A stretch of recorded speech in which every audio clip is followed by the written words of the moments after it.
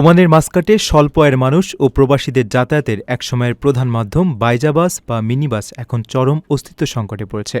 আধুনিকায়নের প্রভাবে ঐতিহ্যবাহী এই পরিবহনের যাত্রীর সংখ্যা আশঙ্কাজনক হারে কমেছে।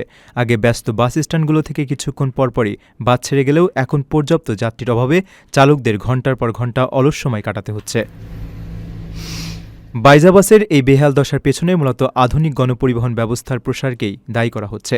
বর্তমানে শীতাতপ নিয়ন্ত্রিত ও নির্দিষ্ট সময়সূচি মেনে চলা মোয়াসালাত বাসের পাশাপাশি অ্যাপভিত্তিক ট্যাক্সি সেবার জনপ্রিয়তা ব্যাপক বেড়েছে। দীর্ঘক্ষণ বাসের জন্য অপেক্ষা না করে যাত্রীরা এখন আরামদায়ক ও দ্রুতগতির এসব আধুনিক বিকল্পযানকে বেশি প্রাধান্য দিচ্ছেন। দীর্ঘদিন ধরে ওমানে বসবাসরত প্রবাসীদের কাছে এই বাইজাবাস ছিল অত্যন্ত ভরসার একটি নাম। পেশা হারানোর ঝুঁকিতে থাকা বাস চালকরা আধুনিকায়নের বিরোধিতা করছেন না, তবে তারা নিজেদের অস্তিত্ব টিকিয়ে রাখতে কর্তৃপক্ষের সহায়তা চাইছেন। নির্দিষ্ট যাত্রীবহনের স্থান নির্ধারণ এবং রুটের ক্ষেত্রে কিছুটা শিথিলতা আনা হলে আধুনিক গণপরিবহনের পাশাপাশি এই ঐতিহ্যবাহী বাসগুলো টিকে থাকতে পারবে বলে মনে করছেন তারা। ওমানের সেরা রেট দিচ্ছে বাংলাদেশি প্রতিষ্ঠান গালফ এক্সচেঞ্জ। প্রিয়জনকে টাকা পাঠাতে আজই আসুন আমাদের যে কোনো ব্রাঞ্চে অথবা কল করুন স্ক্রিনে দেয়া নাম্বারে। গালফ এক্সচেঞ্জ, বাংলাদেশিদের প্রিয় এক্সচেঞ্জ।